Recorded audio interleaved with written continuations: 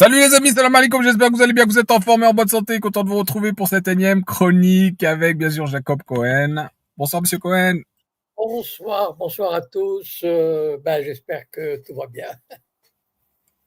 Merci à tous et désolé encore pour le léger retard. Alors avec monsieur Cohen, on s'était arrangé pour des raisons professionnelles, on a décalé d'une heure le rendez-vous de cette semaine, donc on est à 20h30 à la place de 19h30.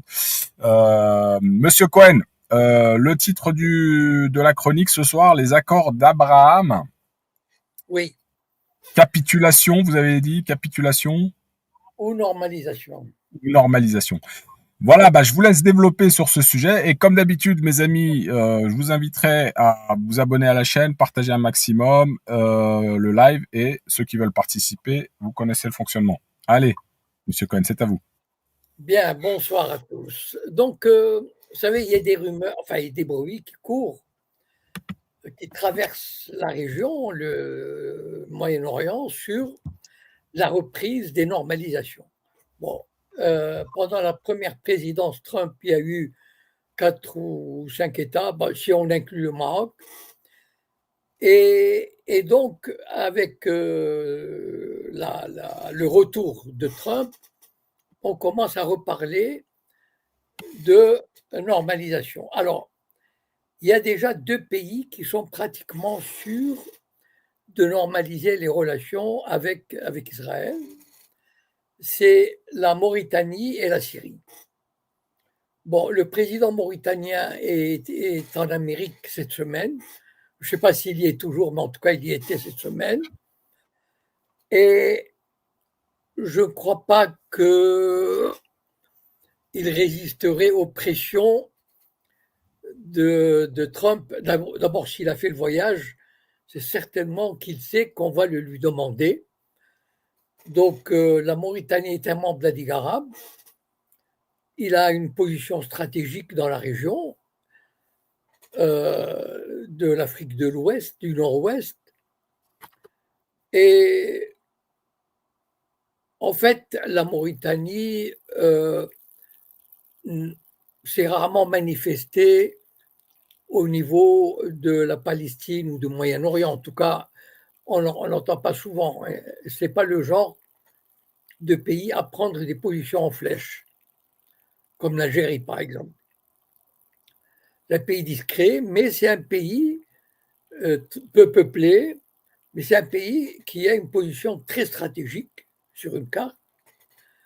Et le fait de normaliser ses relations avec Israël donnerait au régime sioniste, parce que la normalisation, évidemment, elle ne va pas rester théorique, elle va s'accompagner d'accords de sécurité, enfin, etc. Enfin, voilà. Et donc de coopération. Et donc vous voyez un peu, vous regardez une carte, le Maroc, le Sahara occidental, la Mauritanie.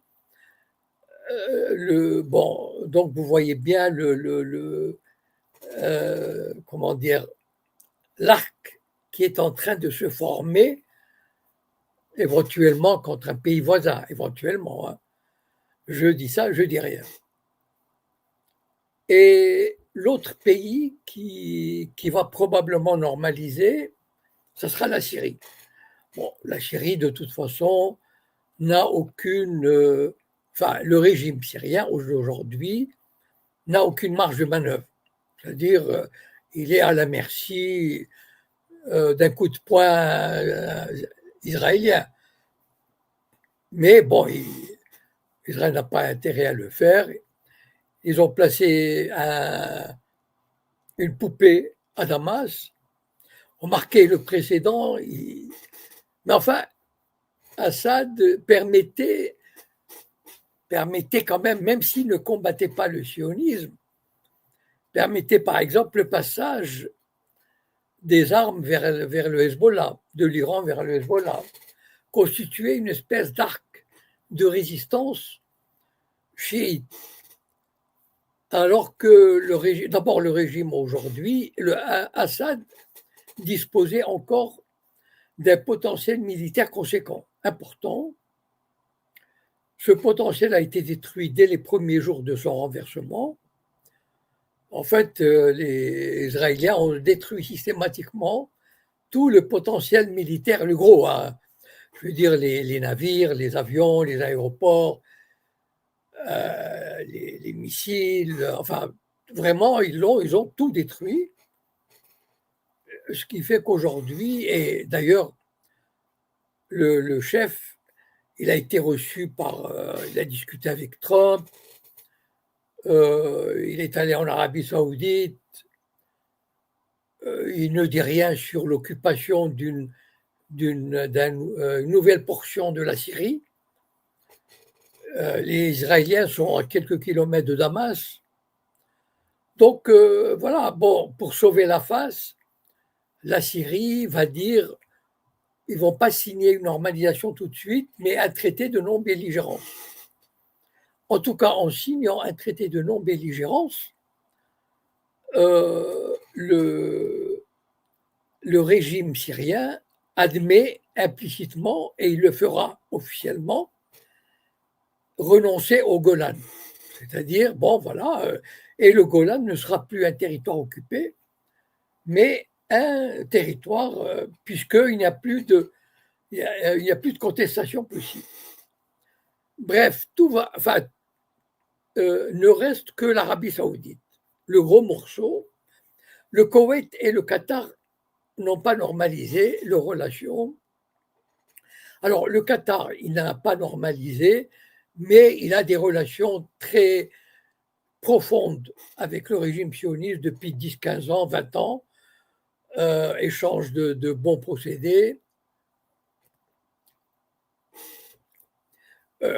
échange de... Enfin, je veux dire, quand il y a par exemple des négociations se déroulent au Qatar sur les otages, en fait, c'est une quasi-normalisation. Mais enfin, bon, de facto, les deux pays entretiennent de très bonnes relations.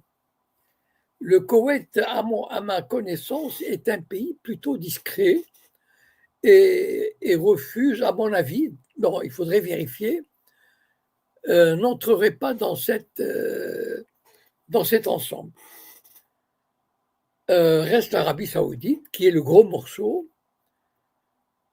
À mon avis, moi j'ai souvent parié que l'Arabie Saoudite, une fois la guerre terminée à Gaza, d'une façon ou d'une autre, on parle par exemple de mettre le maximum de Gazaouis dans le sud, une espèce d'agglomération ou de camp de concentration, enfin on les mettrait ensemble dans un coin, et le reste sera contrôlé par Israël. Voilà, à peu près la solution qu'on murmure ici ou là. De toutes les façons, je ne vois pas qui pourrait s'opposer à ce plan. Et donc, il suffirait de sauver la face et de proposer à l'Arabie Saoudite, qui, à mon avis, ne peut pas faire autrement, enfin, en tout cas, et de normaliser. Mais c'est, enfin, vous savez, si vous écoutez beaucoup de, je parle même pas des médias comme LCI, BFM, etc.,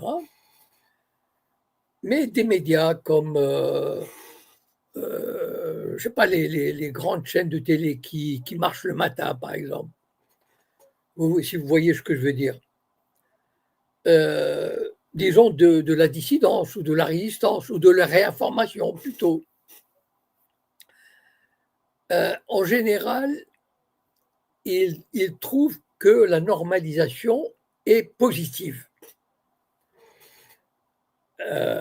Parce qu'on présente ça comme ça, c'est-à-dire c'est une marche, c'est une étape vers la paix dans la région. On va stabiliser, il n'y aura pas de guerre et on ira vers la paix. Et évidemment, c'est complètement faux. C'est-à-dire, la normalisation, ça veut dire quoi?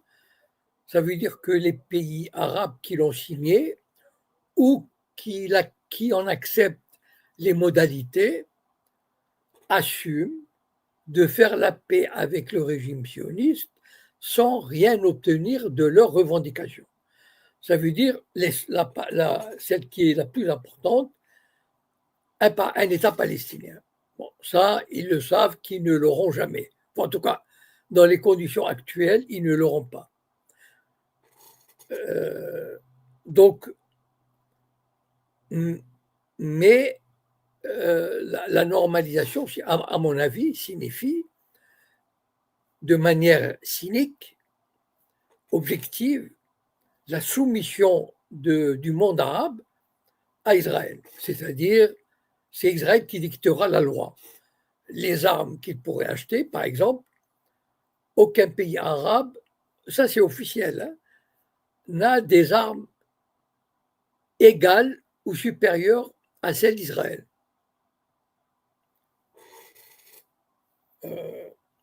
Même l'Arabie saoudite, quand elle achète des armes, même si elle va acheter des F-35, de toutes les façons, moi, je trouve que la naïveté des Arabes, des dirigeants arabes, elle est risible. On a envie de se marrer. Parce que, bon, prenons le Maroc ou l'Arabie saoudite, ils vont acheter des armes américaines ou israéliennes. Vous savez, avec la technologie moderne, il suffirait de loin d'arrêter un programme et les F-35 ne voleront pas. Ou les missiles achetés par le Maroc ou par l'Arabie saoudite ne décolleront pas. Il ne faut pas rêver. D'accord. Voilà. Et c'est terrible de dire ça parce que les régimes arabes dépensent des dizaines de milliards pour faire confiance à l'Amérique et à Israël. Bon, retenez-moi ou je vais éclater de rire. Parce que franchement, faire confiance à ces deux pays, regardez ce qui est arrivé à l'Iran. Ils étaient en train de négocier de bonne foi. Enfin bon, c'est incroyable. Moi, je me demande qu'est-ce que les dirigeants iraniens ont appris de 40 années comment dire, d'infiltration judéo-israélo-américaine. Enfin, je ne sais pas, qu'est-ce qu'ils ont appris, quelles leçons ils ont tirées. Tu veux négocier avec l'Amérique, ok, d'accord. Mais il faut lui dire, vous voulez négocier, on va négocier. Mais levez les sanctions. Levez 50% des sanctions. Là, je vous crois. Mais ils ne demandent même pas ça. Enfin, moi, je ne sais pas ce qu'il y a dans la tête des Arabes, des dirigeants arabes ou iraniens. Sincèrement, moi, ça me dépasse. Vous voulez négocier de bonne foi? Très bien. Levez les sanctions, ou une partie des sanctions. Là, je vous crois. Là, on peut négocier. Et ils vont négocier. Vous savez, l'Iran est passé à côté de la catastrophe. L'Iran est passé à côté de la catastrophe. Vraiment, les premières 24 heures, on se demandait vraiment si, enfin, je veux dire, le régime a été frappé, mais à la tête partout, enfin, des dizaines de généraux, etc., enfin, qui ont été éliminés. Bon, aujourd'hui, c'est une autre facette de l'Iran. Bon, mais revenons aux normalisations. Évidemment, le bouquet, la cerise sur le gâteau aurait été d'avoir l'Iran. Mais bon. Mais enfin, normaliser le Moyen-Orient, c'est-à-dire le soumettre à la volonté israélo-américaine. Voilà. Par exemple, vous savez que l'Arabie saoudite avait posé une condition pour normaliser avec Israël, avant Gaza. Et vous savez quelle est la condition que l'Arabie saoudite avait posée à l'époque? C'est officiel ce que je vous dis, hein. Je veux dire, c'était dans les négociations, moi je les voyais dans les médias, etc. L'Arabie saoudite demandait, vous imaginez l'Arabie saoudite, hein, par rapport à Israël, c'est bon, voilà, bon, l'Arabie saoudite c'est l'équivalent de l'Iran, mais sans la volonté, sans l'intelligence, enfin sans des tas de choses concrètes, voilà. Pas, voilà. Par certains côtés, ce sont encore des bédouins. C'est pas péjoratif, mais c'est comme ça, voilà. L'Iran, c'est un autre morceau. Voilà, regardez ce qu'ils ont fait à Israël et ce qu'ils auraient pu faire aux Américains. Et c'est pas donné à n'importe qui de faire ça quand même. Voilà. Et donc, l'Arabie saoudite avait demandé, écoutez, je veux bien normaliser, mais je veux la garantie que je peux avoir une centrale nucléaire civile, mais qu'Israël ne le bombarde pas.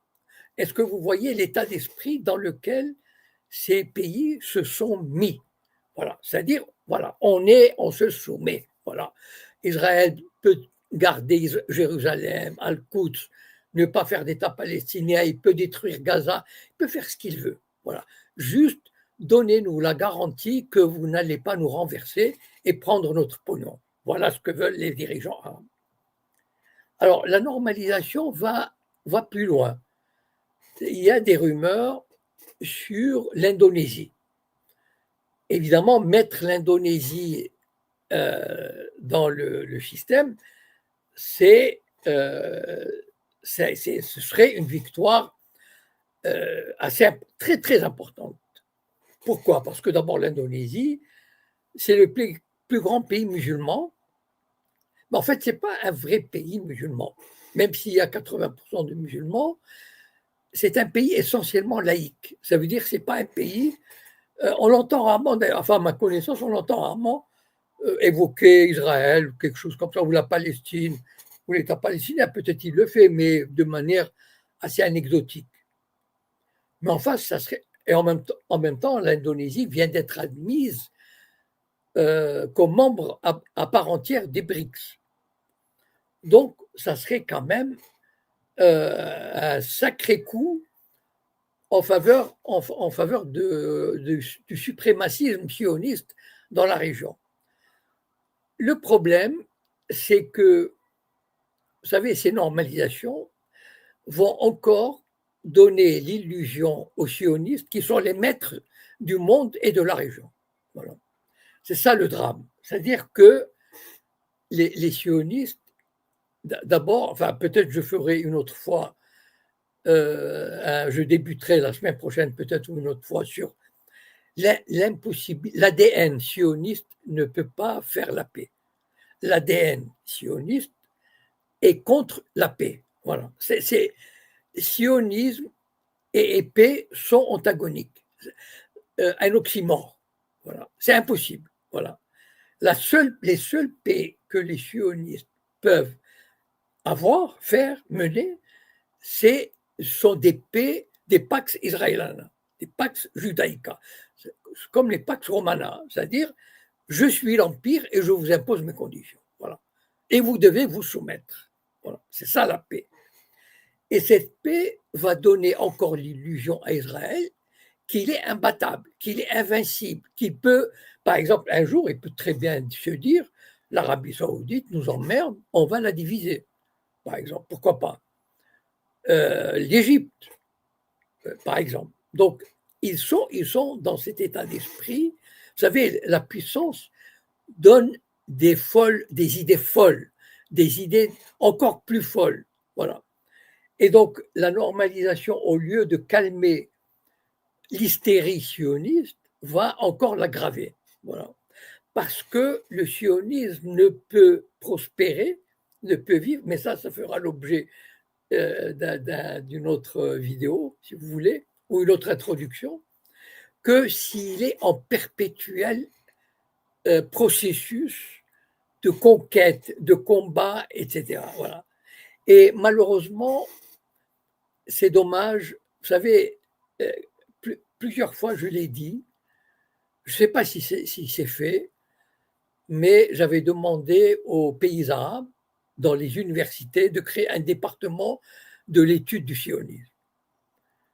Parce qu'il faut connaître son ennemi. Il faut avoir des spécialistes en hébreu, des spécialistes qui écoutent tous les jours les médias, qui écoutent les journaux, qui lisent les journaux, etc., et qui font des rapports à leur gouvernement, des rapports au service de renseignement, etc. C'est vital, voilà. Si on fait ça, eh ben on s'arrangerait différemment avec ce régime. Donc, voilà la situation à peu près. Disons que je pense qu'il va y avoir une normalisation, mais c'est une normalisation, encore une fois, qui va donner l'illusion de la paix. Et si vous suivez les commentateurs, ils vont souvent reprendre cette idée, alors que Et c'est dommage, parce que enfin, ce sont en général des gens intelligents, mais qui passent à côté. Bon, je ne sais pas pourquoi, quelle est leur motivation ou leur arrière-pensée. J'ai pas envie de ça, enfin, j'ai pas envie de le savoir, c'est leur problème. Mais pour moi, c'est un instrument de domination du sionisme sur le monde arabe, mais qui ne sera qu'une étape qui, qui finira dans, comment dire, par, par le délitement du pays d'Israël. Parce que euh, même pour les Israéliens, ils se donnent l'illusion qu'ils dominent, mais en fait, ce n'est que partie remise. Ce sont ces accords de normalisation ne sont que des étapes qui donnent l'illusion de la stabilité, etc. Mais vous savez, comme on dit, le sol brûle sous les pieds de la région, sous les pieds des habitants de la région. Mais le sol brûle sous les pieds des sionistes. Voilà. Et malheureusement, on ne tire pas, on ne tirera jamais les leçons, de toute façon. Voilà. C'est un pays qui ne peut vivre que dans ces conditions-là de guerre. Et peut-être que les Arabes, après tout, peut-être ils adoptent la politique du bon, on va laisser faire, on va voir, etc. Et puis attendre le moment venu. Enfin bon, je suis un petit peu optimiste en disant ça. Voilà, s'il y a des questions. Voilà, merci Monsieur Cohen pour votre analyse sur la question. Moi, j'ai une question d'abord avant de donner la parole à il y a deux intervenants là Oui. sur YouTube, sur TikTok. Moi, j'ai une question, c'est concernant l'obsession de Trump, donc à vouloir ramener des pays africains ou des pays arabes à la normalisation. Est-ce que ça ne serait pas donc un Sayanim qui agit pour cette entité-là? Est-ce qu'on peut le qualifier c'est le petit caniche de Netanyahou? Je ne comprends pas, moi, cette obsession à vouloir absolument faire normaliser des pays africains ou des pays arabes. Alors, d'abord la politique américaine, et je citerai quelques grands spécialistes, hein, donc je parle sous leur contrôle. Il y a pas, et ce sont des gens en qui j'ai une entière confiance. C'est John Marsheimer, comment il s'appelle l'autre, le professeur d'économie, bon, Sachs, voilà. J'ai oublié son prénom, je crois que. Bon, Sachs, euh, Scott Ritter, etc. Enfin bon, il y en a 5 ou 6, des anciens de la CIA ou des profs d'université, etc., et qui tous disent que la politique américaine, elle est contrôlée à 90% par les sionistes. Voilà.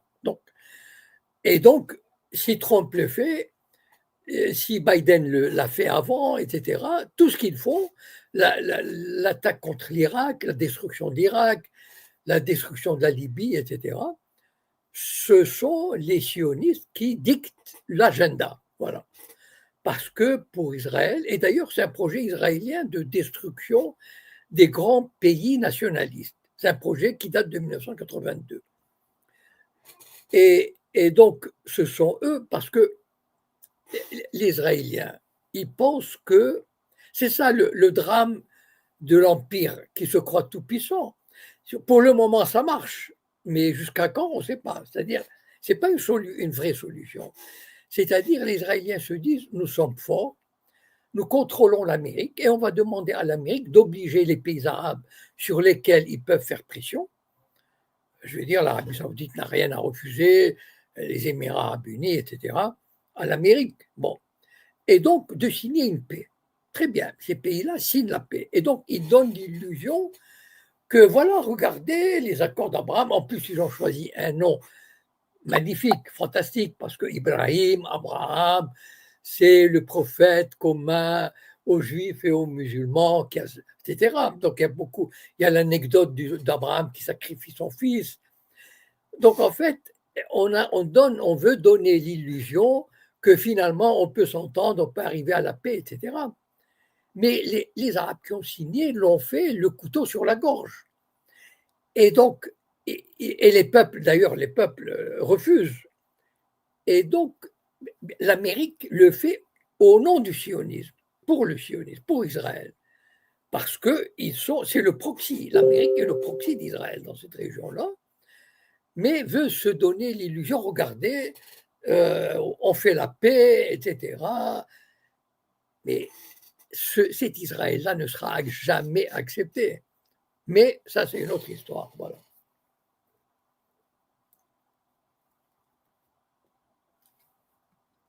Donc, Monsieur Cohen, est-ce que Trump agit comme un Saiyanim? Tout à fait, oui, oui, oui, oui. Il agit. Trump, d'après la plupart des observateurs que j'écoute, Trump n'avait pas envie que la guerre continue avec l'Iran. Ni en 2018 de violer le traité qui a été signé. Mais il a été entraîné, j'ai entendu des gens dire que Trump était ulcéré par l'attaque israélienne, mais qui ne peut pas condamner.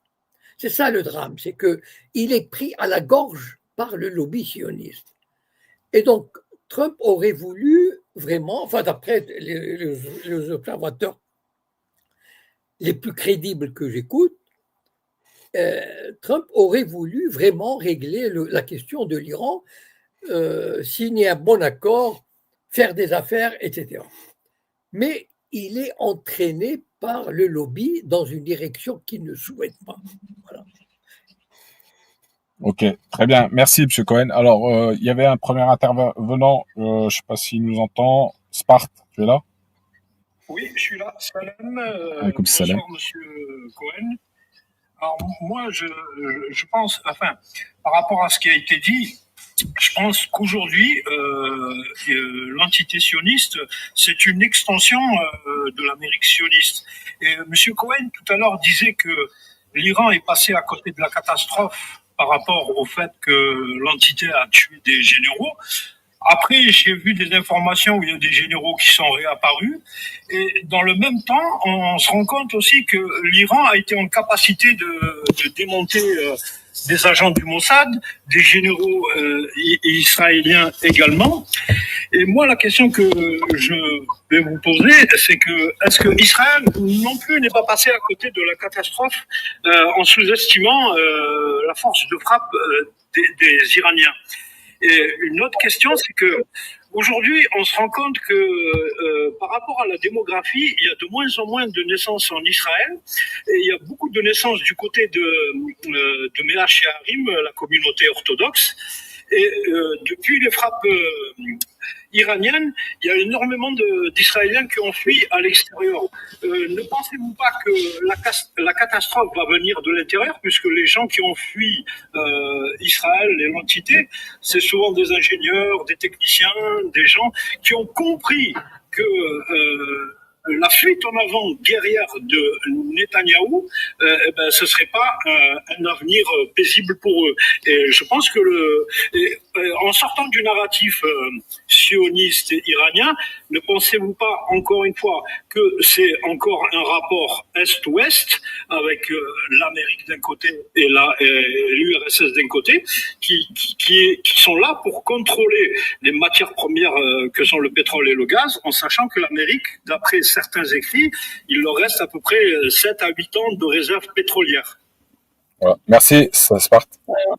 Alors, la deuxième partie de la question, nous l'avons traitée la semaine dernière en long en large.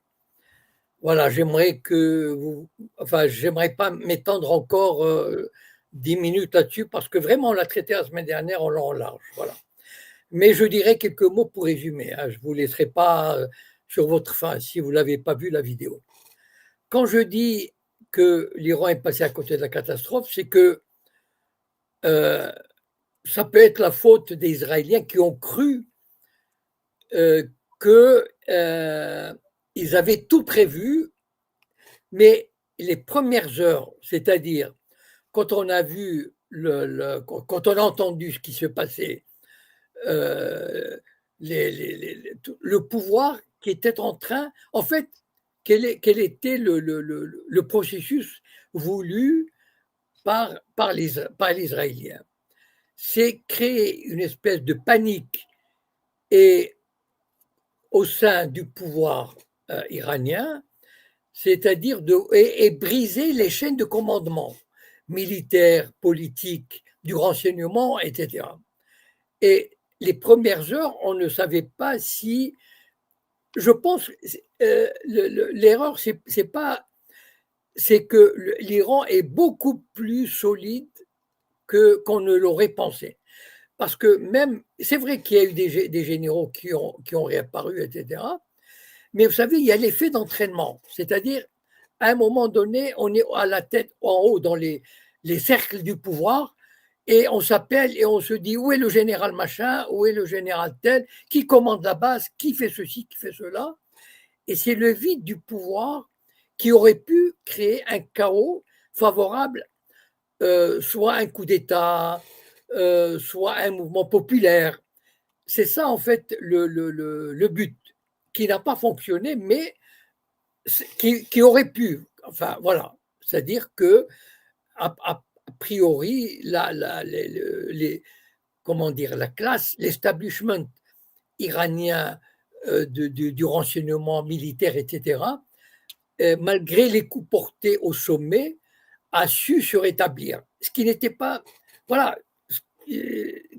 On n'était pas sûr que ça allait se faire. Voilà.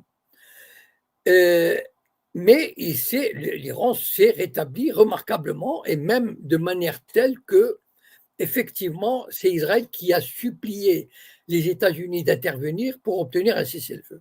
Parce que chaque jour qui passait, c'était une catastrophe pour la société civile israélienne. Personnellement, je regrette beaucoup que l'Iran n'ait pas résisté à la pression pour obtenir un cessez-le-feu. Il aurait pu continuer quelques jours. Voilà, 4-5 jours. C'est dommage, voilà, parce que chaque jour qui passait, l'épreuve était terrible pour la société israélienne. Donc, je réponds à la deuxième partie de votre question, mais sur laquelle je m'étais étendu la semaine dernière, c'est que c'est vrai que la société israélienne est en train de se déliter de l'intérieur. Voilà, c'est-à-dire le départ des gens cultivés, des gens qui ont de très bonnes situations, des savants, des ingénieurs, etc., et ne vont rester dans les pays que les gens qui ne travaillent pas ou qui ont des boulots vraiment de rien du tout, quoi, et qui font, j'en sais quelque chose, des religieux qui font 10-12 enfants, mais ces gens qui n'ont pas de métier, qui ne travaillent pas, et qui vont, et en plus font peur aux Israéliens qui avaient l'habitude de vivre. Vous savez, Israël était une espèce de Californie, du centre, le centre d'Israël, ça veut dire Tel Aviv, et 30 kilomètres à la ronde. Il y avait à peu près 3 millions d'Israéliens, il y a 3 millions d'Israéliens qui vivent dans cette zone-là. Pour eux, les colons sont sont des extraterrestres. Il y a vraiment un monde qui sépare l'habitant de Tel Aviv de celui des colonies. Ce sont deux mondes presque antagonistes et qui ne se supportent pas. Et donc, les premiers, c'est-à-dire ceux de Tel Aviv, ceux qui peuvent et ceux qui ont pu sont déjà partis ou penseront à partir. Voilà. Et finalement, et c'est vrai que ça a été un coup terrible. Mais en fait, et c'est ça le drame des Israéliens, c'est qu'ils ne peuvent pas tirer les leçons de tout ce qui leur arrive. Voilà. Et j'ai souvent dit que le système israélien est comme un train fou qui fonce à toute allure sans frein. Voilà. Et donc, il doit foncer vers sa destruction finale parce qu'il ne peut pas changer de direction. C'est impossible. Voilà. Mais peut-être qu'on en reparlera une autre fois. Très bien, merci M. Cohen. Il y a pas mal de monde là qui veut prendre la parole, les amis. Je vous invite à partager, tapoter le live un maximum. Il y avait une question qui peut pas monter, mais je vais vous lire la question, M. Cohen. Oui. Alors, voilà, Monsieur Cohen, quelle est, selon vous, la trajectoire à long terme du conflit israélo-palestinien? Est-ce que la disparition de la Palestine est aujourd'hui le scénario le plus probable? On observe un changement progressif dans l'opinion publique américaine, notamment chez les jeunes et au sein du Parti démocrate, qui critiquent de plus en plus la politique israélienne. Pensez-vous que le vent qui tourne aux États-Unis pourrait réellement infléchir la politique américaine vis-à-vis d'Israël? Alors, je vais commencer par la deuxième question. Effectivement, écoutez, regardez par exemple, je ne sais pas si j'en ai parlé ici, vous savez il y a une élection cet automne pour la mairie de New York. New York est connue comme une ville juive, d'accord, démocrate et juive. Or, il y a des primaires, c'est-à-dire qu'en général, c'est un démocrate qui est élu. Actuellement, c'est un black qui s'appelle Adams, c'est un démocrate et qui a de très bonnes relations avec la communauté juive. Et donc, il y a une primaire, c'est-à-dire la primaire, c'est pour désigner le candidat des démocrates qui va aller contre les républicains. Et aux surprises, qui a été élu? Un type qui s'appelle Mamdani. C'est un musulman. Je ne sais plus de quelle origine il est. J'ai oublié, Mamdani. Enfin, bon, il est arrivé aux États-Unis il y a une dizaine d'années.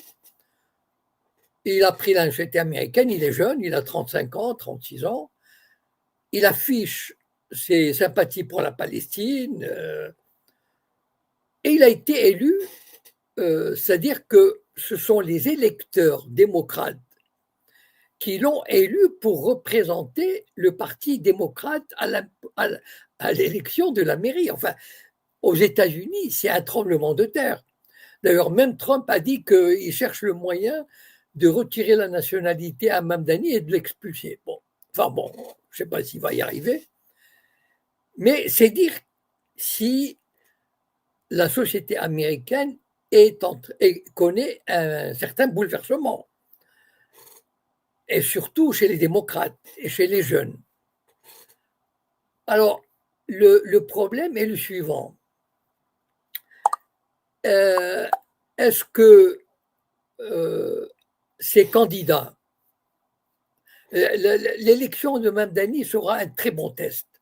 D'abord, est-ce que, je sais pas, qui on va mettre en face de lui, combien d'argent on va lui donner pour passer, etc.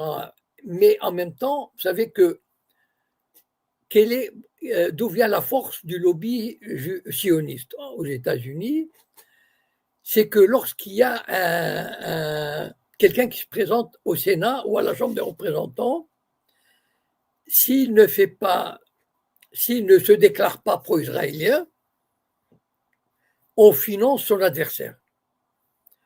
Par exemple, il y a eu une élection l'année dernière, je me souviens, je l'avais dit en passant comme ça, j'avais dit que ici même, qu'il y a eu, le lobby a mis 20 millions de dollars, c'est énorme, c'est colossal, juste pour l'élection d'un représentant, je ne sais pas si c'était un sénateur ou un représentant à la Chambre des représentants, enfin voilà.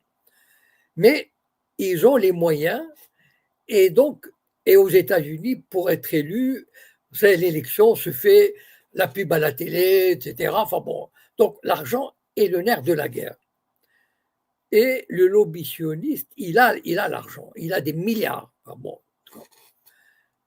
Et c'est ça aussi qui fait sa force. Donc, ce que je veux dire par là, c'est que est-ce que les mouvements qui se détachent d'Israël, même chez les Juifs américains, qui prennent des positions de plus en plus pro-palestiniennes, etc., est-ce que ce mouvement populaire va résister ou va contrebalancer le pouvoir du lobby à imposer ses candidats? Je ne sais pas si vous voyez ce que je veux dire.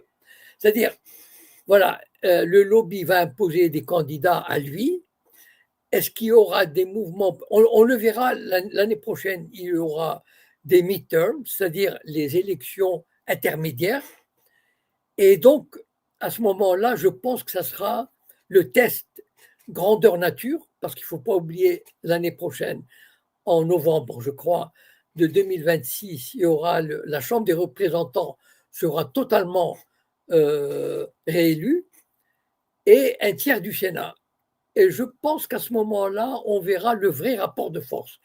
est-ce que le changement qu'il y a dans la société américaine, qui est indiscutable, je vous ai cité l'exemple de New York qui aux États-Unis, constitue un tremblement de terre. Voilà. Donc, on verra. Moi, je ne peux pas dire pour le moment dans quelle mesure, mais enfin, si on juge par le choix de Mamdani à New York, ça veut dire que vraiment, le changement il est profond et constitue vraiment un bouleversement. Et donc, dont les électeurs devront en tenir compte. Parce que, je veux dire, Mamdani s'est présenté comme le candidat pro-palestinien. Il n'a pas caché ses vues. Alors, je reviens à la première question. Je crois que c'était sur comment dire, l'aspect israélo-palestinien. C'est vraiment difficile à dire. C'est-à-dire, enfin, difficile à dire. D'abord, à mon avis, il n'y aura jamais d'État palestinien. Enfin, tant qu'Israël n'est pas battu à plat de couture militairement parlant, voilà, c'est-à-dire tant qu'il n'est pas mis KO, comme dans un match de boxe, mais KO, vraiment KO, 90%, 95% de la classe politique israélienne juive est contre un État palestinien. Voilà. Et donc, je ne sais pas comment ça peut se faire, sauf. Et donc, la politique israélienne actuellement, et on le voit d'ailleurs, non seulement à Gaza, mais en Cisjordanie, pas pour ceux qui suivent un peu l'actualité en Cisjordanie, je ne sais pas, par exemple, la semaine dernière, j'ai publié une vidéo sur le village chrétien de Taïbé, qui est 1500 habitants, qui est incendié, on brûle les voitures, on détruit les maisons, etc., dans l'indifférence. Et d'ailleurs, j'ai interpellé les chrétiens de France qui défendent pas mal Israël, la civilisation judéo-chrétienne et tout, et je leur disais, mais qu'est-ce que vous faites contre ces chrétiens palestiniens qui sont décimés? Donc aujourd'hui, les Israéliens cherchent à rendre la vie des Palestiniens à Gaza, bon, ça se voit, mais en Cisjordanie aussi. Il y a un aspect qu'on oublie aussi, c'est que les Palestiniens de Cisjordanie ont de moins en moins de travail en Israël. Voilà. C'est-à-dire que les Israéliens préfèrent faire venir, c'est-à-dire ils mettent volontairement au chômage des milliers de Palestiniens pour qu'ils crèvent de faim et pour qu'ils s'en aillent. Voilà. En fait, c'est ça et donc ils font venir des travailleurs thaïlandais, indiens, etc. Donc c'est ça aujourd'hui, si on ne fait rien, et jusqu'à présent ça ne bouge pas beaucoup de ce côté-là, il y a un travail de purification ethnique qui est mené à l'échelle de Cisjordanie aussi et dans Gaza bien sûr. Merci, M. Cohen. Prochain intervenant, Gilles, bonsoir. Oui, bonsoir à tous. Merci à M. Cohen d'être toujours fidèle au rendez-vous. Je serai bref dans ma question pour revenir un petit peu en France, parce qu'il y a le président d'une association dont il faut éviter de donner le nom, qui a dit publiquement, la France sera notre Palestine, ses montagnes notre nouvelle Sion, et ses rivières, notre Jourdain. J'aimerais avoir l'avis de M. Cohen sur cette déclaration. Qu'est-ce qu'il faut en penser? Comment peut-on imaginer ou comment se positionner? Mais en tout cas, quel est son avis sur cette déclaration publique? Merci. Bon, pour moi, ce sont des rigolos. Voilà, je vous dis c'est-à-dire, ce sont des excités, des rigolos, d'abord des gens qui ne représentent qu'eux-mêmes ou très peu de vraiment, donc qui parlent pour leurs pommes. Et donc, à mon avis, il ne faut pas. Par contre, ce que ça révèle, et qui est un fait, c'est l'arrogance des sionistes qui se croient tout permis. Voilà. C'est-à-dire, ils se disent voilà, je peux tout dire, je peux dire les plus grandes excentricités et tout, j'ai le droit de le dire et personne ne me fait taire. Alors que si quelqu'un dit la même chose, ou l'équivalent, mais du côté palestinien, il va être arrêté pour appui du terrorisme, quelque chose comme ça. Enfin bon. Et donc, ça, comment dire, ça révèle un état d'esprit de l'arrogance des sionistes et de leur mentalité qu'ils se considèrent en pays conquis. Voilà. Ici, ils se disent, on fait ce qu'on veut. C'est ça. En même temps, je disais que bon, il ne faut pas non plus attacher d'importance, mais par contre, ça révèle cet état d'esprit. Et cet état d'esprit, il est réel, et il se considère comme ça, et malheureusement, jusqu'à présent, en tout cas, l'État français, enfin, on imagine mal la justice française convoquer une telle personne pour lui dire, hein, qu'est-ce que vous avez dit? C'est contraire à ceci ou à cela. C'est inimaginable. Donc, ça révèle l'état d'esprit de ce qui se passe en France. Voilà.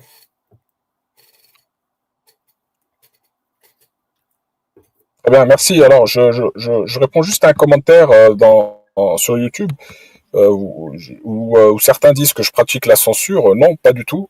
Si vous voulez vous exprimer, je vous ai mis le lien StreamYard dans le chat, donc vous avez la possibilité de venir vous exprimer ici.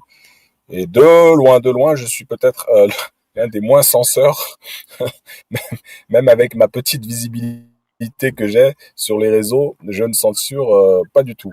Donc venez les amis pour discuter avec Monsieur Cohen. Alors j'ai un autre intervenant sur TikTok, Iron.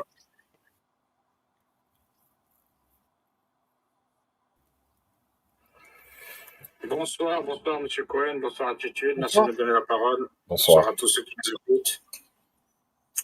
Moi, j'avais une petite question rapide. Les États-Unis, là, ils mettent la pression sur pas mal de pays africains, pour beaucoup à majorité musulmane, afin qu'ils normalisent dans le conflit là, qui oppose l'entité aux Palestiniens. Ça permet à l'entité d'avoir une certaine légitimité. D'obtenir une certaine légitimité avec cette normalisation. Je viens de lire dans Le Monde, là, il n'y a même pas 10 minutes, que les États-Unis mettaient une pression sur la CPI afin que le mandat d'arrêt international concernant Netanyahou soit levé. Et le ministre, il y avait un ministre, mais j'ai oublié son nom. Effectivement, on peut en conclure que l'Amérique, elle est complètement sionisée. Moi, ce qui m'étonne, c'est que les pays normalisateurs, comme par exemple le Maroc, qui est pour 2 États, ils normalisent avant que les 2 États soient créés. Donc, en fait, ils n'obtiennent rien. Donc, on comprend que la création de 2 États pour ces pays normalisateurs, c'est une option facultative. Moi, j'aimerais avoir votre point de vue concernant l'Algérie. Parce que, sauf erreur de ma part, on n'entend jamais de pression sur l'Algérie de la part des USA pour normaliser. Pourquoi? Et l'Algérie qui risque d'être entourée de pays normalisateurs, est-ce que pour vous cela c'est un risque d'ingérence ou de déstabilisation, car non normalisateur invétéré? Merci à vous. Bon, l'Algérie fait partie de ces rares pays arabes. Je pense mettre aussi la Tunisie. Il n'y a pas beaucoup d'autres, hein, enfin ma connaissance, qui refusent enfin qui refusera, qui refuse toute normalisation avec Israël, sauf s'il y a un État palestinien. Mais ça, c'était la position de la Ligue arabe officielle dès 2002. C'est-à-dire que il y avait une réunion de la Ligue arabe en 2002 et ils avaient dit que nous sommes prêts à établir les relations, etc., normales avec Israël s'il y a un État palestinien et la solution des autres problèmes. Voilà. Et donc l'Algérie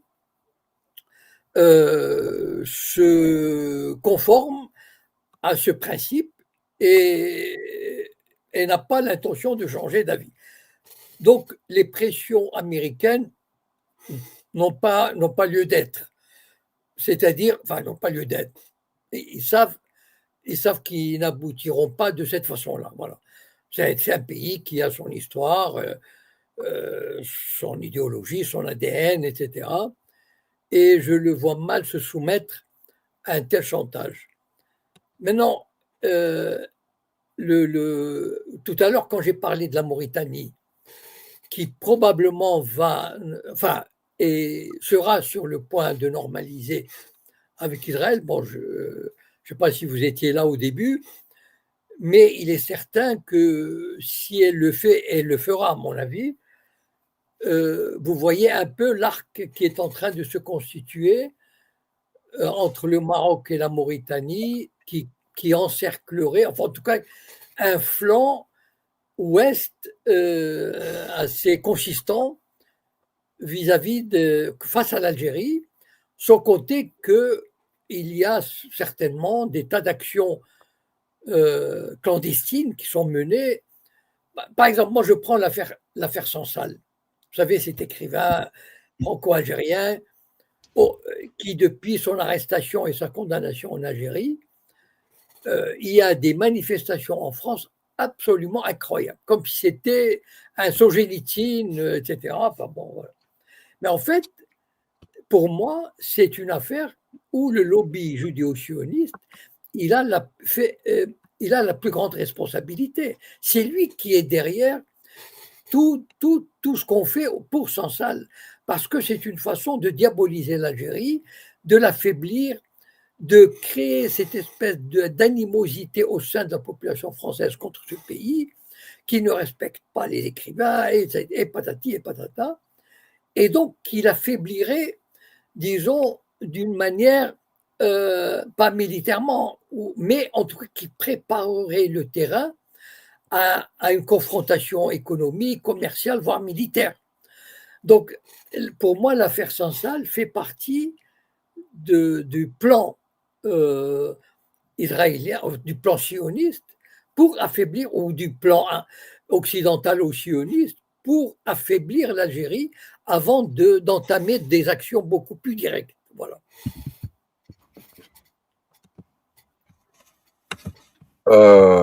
Alors,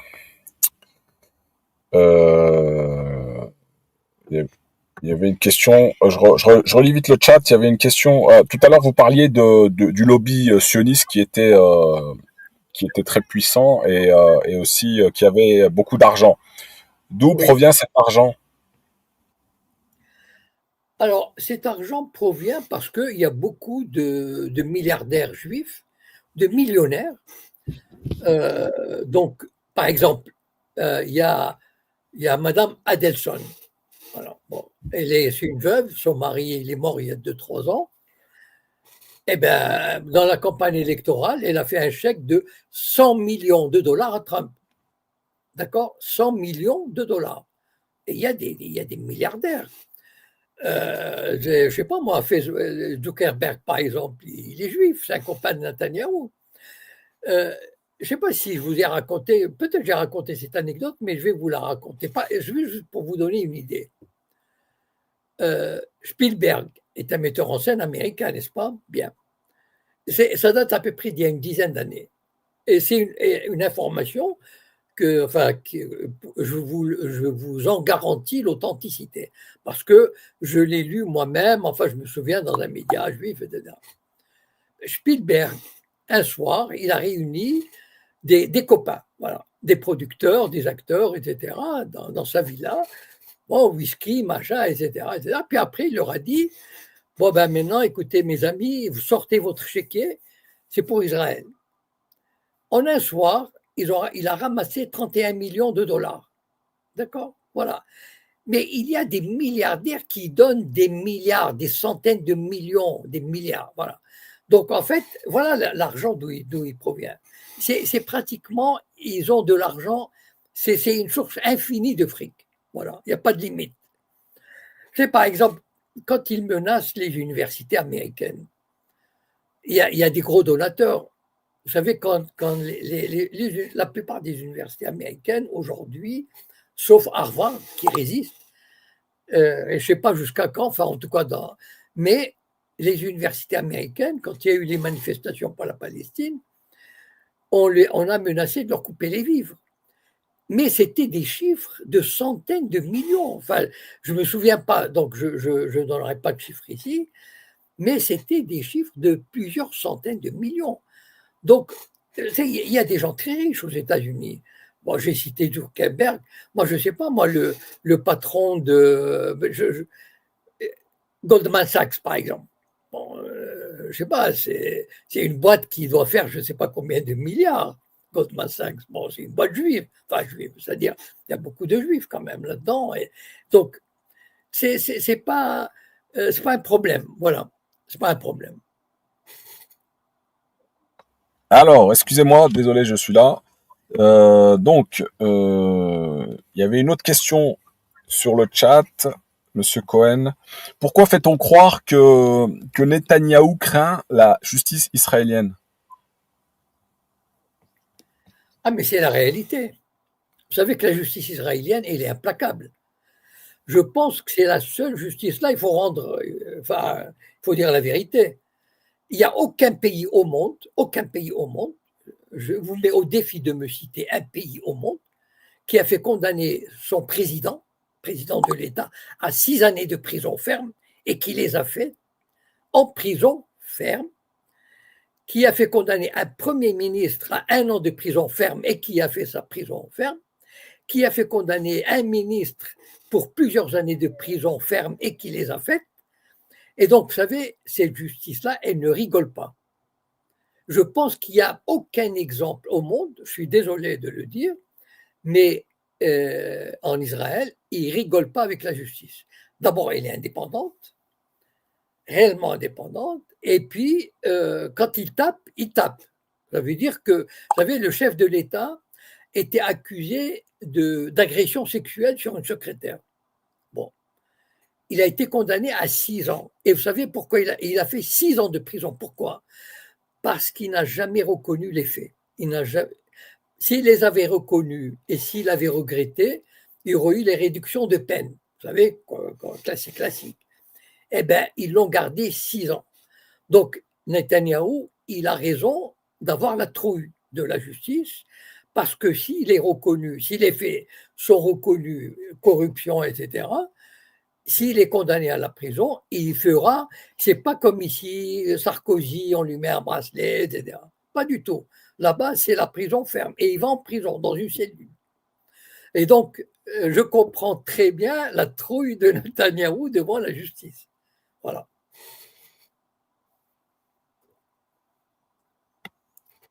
Très bien, merci. Alors, on continue. Où en est l'histoire, voilà, où en est l'histoire, Monsieur Cohen, où en est l'histoire des séfarades qui peuvent revenir dans le pays de leurs parents, le Maroc, et réclamer de récupérer les biens de leurs grands-parents? Alors, d'abord, il y a 2 aspects dans cette question. Il y a l'aspect de quelques personnes qui retournent au Maroc et qui réclament la reprise, entre guillemets, de leurs biens, soi-disant, encore une fois, entre guillemets, soi-disant perdus ou confisqués, etc. C'est pas vrai. Écoutez, vous pouvez me croire, j'ai vécu, j'ai grandi, j'ai vu les gens partir, j'ai vu ma famille partir, j'ai vu mes oncles partir, mes tantes, enfin tout le monde, et je vous assure que tout le monde a vendu ses biens. Mon père on avait une maison, il l'a vendue. Il avait un magasin, il l'a vendu. Il a pris le fric, il est parti avec. Il a envoyé les meubles, etc. Donc, il n'y a pas eu de confiscation. Il y a pu y avoir, ici ou là. Vous savez, c'était une période difficile au Maroc, les années 50. C'était les années d'indépendance. Il y avait beaucoup de troubles, etc. Bon, il y a pu y avoir des gens qui ont. C'est normal. Enfin, je veux dire, quand il y a une révolution, etc. Ou bien mais globalement, vraiment globalement, à 95%, je peux vous assurer que les Juifs ont vendu, et même à Casablanca, les hommes d'affaires dont je parle, dans les noces du commissaire, ils ont vendu leur business, personne n'a été lésé, etc. Voilà. Donc, ça, s'il y a des Juifs qui retournent au Maroc, ce sont des gredins, des malhonnêtes, des gangsters, qui soient d'origine marocaine ou autre. Là, il y a des gangsters dans toutes les communautés. Et donc, ils se disent, tiens, On m'a dit que je pouvais aller au Maroc et récupérer une ferme ou une maison, je vais y aller. Voilà. Donc des gangsters, il y en a qui peuvent soudoyer, etc., s'arranger. Mais moi, personnellement, je sais que ça existe aujourd'hui au Maroc, mais je suis incapable de vous dire où ça se passe, dans quelle mesure, etc. Je n'arrive pas à obtenir des informations crédibles, fiables, mais je sais que ça existe, mais je ne crois pas, enfin, peut-être je me trompe, je ne sais pas, mais je ne crois pas que ça a pris des proportions ahurissantes. Enfin, je dis ça sous toute réserve, s'il vous plaît, parce que c'est vraiment un dossier que je n'arrive pas à suivre, parce que l'information manque, l'information fiable manque. Voilà. Par contre, l'autre aspect qui voudrait que les Juifs marocains d'origine marocaine retourneraient au Maroc, pas pour récupérer leurs biens, mais pour s'y réinstaller, normalement, voilà, comme ça, je serais très réservé parce que, connaissant la mentalité des Juifs marocains, ça m'étonnerait qu'ils retournent au Maroc. Voilà. Il n'y aura même pas 1% qui retournerait au Maroc, à mon avis. Voilà. Très bien. Merci, M. Cohen. Alors, vu qu'on est sur le Maroc, moi, j'avais une question concernant les bienfaits de cette normalisation avec l'entité, hein, étant donné qu'on veut forcer les pays arabes, africains, musulmans, tout ça, à normaliser avec l'entité. Est-ce que ça a été bénéfique de normaliser pour le Maroc? Stratégiquement parlant, oui. Parce que regardez par exemple l'Espagne, la France, il y a un lien. On ne peut pas dire qu'il n'y a pas de lien. L'Espagne, la France ont reconnu la marocanité du Sahara, enfin, ou ont accepté la solution d'autonomie. Enfin, ça veut dire c'est voilà bon. Donc, soutiennent le plan proposé par le Maroc, oui. Voilà. Donc en fait, mais ça, c'est à mon avis, c'est le résultat de la normalisation. Ça veut dire que le Maroc tire parti, en tout cas le régime marocain a tiré bénéfice de cette normalisation parce que depuis 2-3 ans, vraiment, on sent que la pression, enfin, la pression américaine, la pression israélienne, la pression des pays européens favorables, etc., sont en train de faire accepter, bon, je ne sais pas jusqu'où ça ira, mais en tout cas, à mon avis, stratégiquement parlant, le Maroc, en tout cas du point de vue du régime marocain, il a tiré profit au moins sur ce plan-là, par exemple. Voilà. Et sur le plan économique, est-ce que ça a profité? Sur le plan économique, à mon avis aussi, c'est-à-dire que le Maroc s'est plus engagé dans comment dire, bon, je ne sais pas si c'est bénéfique, mais en tout cas, le Maroc s'est vendu beaucoup plus au capitalisme mondial. Voilà. Donc, ça donne, il y a énormément de capitaux, de tourisme, par exemple, etc. Ça peut donner l'illusion d'un développement extraordinaire. Mais peut-être parfois, ça peut être un développement.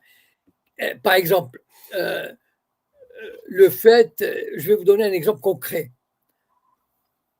Les Israéliens, enfin des Israéliens, ont obtenu une espèce de droit spécial de cultiver des centaines d'hectares, je ne sais pas combien, d'avocats. Bon, voilà. Le Marocain n'est pas. Enfin, moi, j'ai grandi, enfin, j'ai travaillé au Maroc, etc. L'avocat est un fruit qui n'est pas. Peut-être qu'il est devenu aujourd'hui, mais à l'époque, il était presque inconnu. Donc, je veux dire, les Israéliens font la culture d'avocat pour l'exportation. Bon. Or, l'avocat demande excessivement d'eau. Excessivement, vraiment. Donc, c'est une culture d'exportation qui profite à des Israéliens et qui est en train de pomper l'eau dont le Maroc a cruellement besoin pour l'agriculture de vivrière, la culture de tous les jours, c'est-à-dire le blé, l'orge, les tomates, etc., pour une culture d'exportation qui ne bénéficie qu'à des étrangers et dont le fric ira à l'étranger. Donc, vous voyez ce que je veux dire, c'est que le développement économique n'est pas nécessairement pour le bien de la population marocaine. Merci, Monsieur Cohen, de donner cette analyse sur la question, parce que ça sort de Monsieur Cohen et ça ne sort pas d'un journal algérien ou de quelqu'un qui est d'origine algérienne. Parce qu'en général, quand on sort ces arguments-là face à des Aïecha MRE, ben, ça ne tient pas vu que ça sort de notre bouche. Mais quand ça sort de votre bouche, ben, c'est beaucoup plus crédible. Merci, Monsieur Cohen. J'avais une autre question. C'était la suite de la première question là concernant les séfarades. Le monsieur qui avait posé la question vous dit merci et vous dit est-ce que c'est pour ça que Darmanin a demandé la nationalité marocaine? Alors je sais pas si c'est une boutade ou si c'est s'il faut le prendre sur le ton de l'humour, j'en sais rien. Je sais pas. D'abord, moi je suis pas au courant. Vraiment, je ne sais pas quoi répondre. Parce que d'abord, est-ce que c'est vrai? Il faudrait vérifier l'information. Voilà. Et pourquoi il le ferait? J'en sais rien. Voilà. À quel titre il le ferait? Vraiment, je ne sais pas quoi dire. Je ne sais pas comment. Très bien. Et dernière question, vu qu'on Oui. va arriver au terme de l'émission, de la chronique cette semaine. C'est concernant, toujours par rapport au Maroc. Donc, on a parlé de la normalisation, des bienfaits, tout ça, des avantages ou inconvénients. Mais là, on voit qu'il y a des manifestations là, tout fraîches. On voit des vidéos où des gens qui sont plus ou moins isolés dans des villages, dans des montagnes, et qui sont carrément abandonnés, j'ai l'impression. Qu'est-ce que vous en pensez de ça? Parce que on nous vend un Maroc prospère, qui se développe. On nous le vend comme étant la Suisse de l'Afrique. Voilà. Oui, mais ça c'est l'image. Ça, c'est l'image. Voilà, quand on arrive au Maroc, on voit de nouveaux immeubles, etc., les touristes et tout. Mais il suffit d'aller à 20 km des villes et d'aller à la campagne. Vous savez, il y a quelques années, je regrette de ne pas retrouver le nom de la région parce que c'est un nom berbère, enfin de montagne. Il y a eu un tremblement de terre, il y a eu quelque chose. Je ne sais pas si c'était un tremblement de terre, je ne me souviens plus vraiment, ou des inondations. Et les images qu'on a vues, c'était insoutenable. La misère noire des gens qui vivaient dans les montagnes, etc., mais à quelques dizaines de kilomètres d'une grande agglomération. Ça veut dire que ce sont des gens qui n'ont presque, dans les dunes, un dénuement total. Donc, il y a l'image comme ça. Et puis, quand on va dans le Maroc profond, c'est là où on voit vraiment que le pays, toutes ces régions-là sont délaissées. Sur le plan d'enseignement, de l'habitat. Et il y a eu c'est dommage, je regrette de ne pas pouvoir vous redonner le nom, mais c'est passé il y a 4-5 ans. Et même au Maroc, ça avait fait un scandale terrible, parce que les gens découvraient un Maroc, je veux dire, qu'on ne voyait pas. Et le dénuement, je veux dire, les gens vivaient comme il y a, je sais pas moi, 100 ans ou 150 ans. Alors, Monsieur Cohen, mea culpa, j'ai mal lu le commentaire. C'était pas Gérard Darmanin, mais Gérard Darmon. Ah, d'accord. Autant pour moi. Ah bon, d'accord. Bon, je sais pas. S'il est né au Maroc, il peut. De toute façon, il n'a pas. Je sais pas.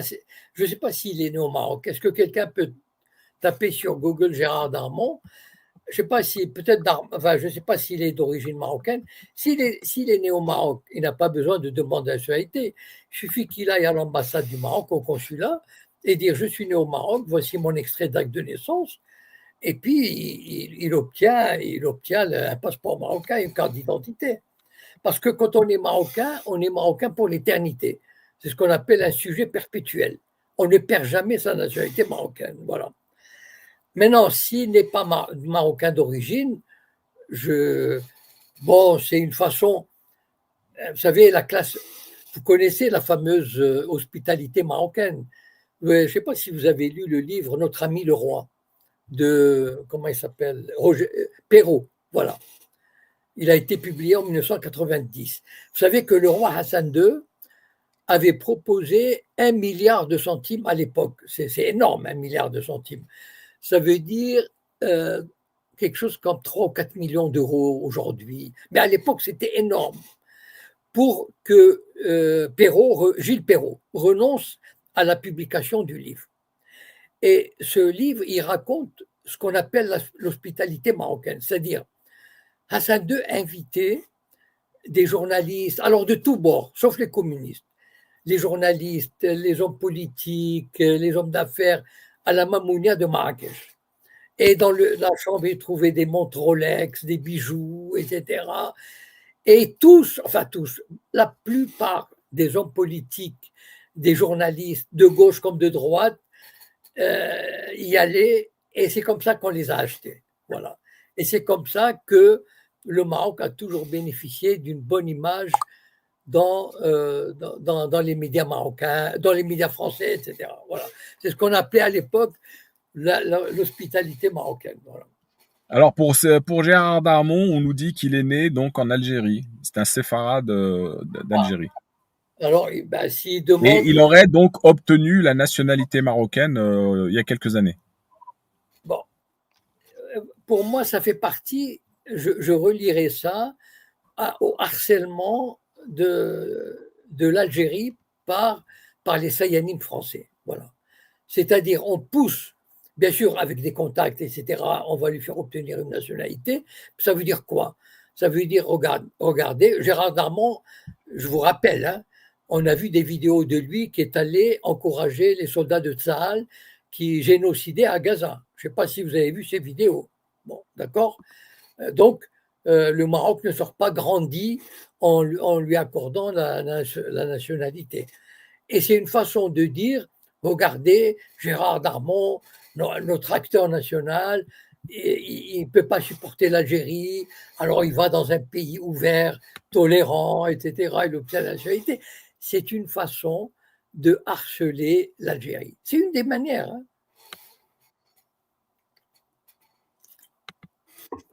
Bon, bah, très bien, je crois qu'on a fait le tour, M. Cohen. Très bien, alors je vous souhaite une bonne soirée et à la semaine prochaine. Très bien. Bon vent à vous, M. Cohen. Bon week-end. Bon week-end et à la semaine prochaine.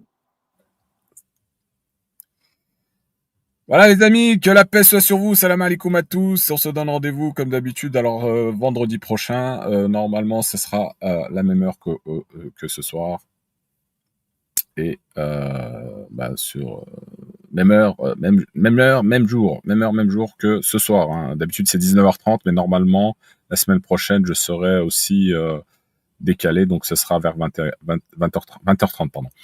Allez, que la paix soit sur vous, à bientôt, salam alaikum.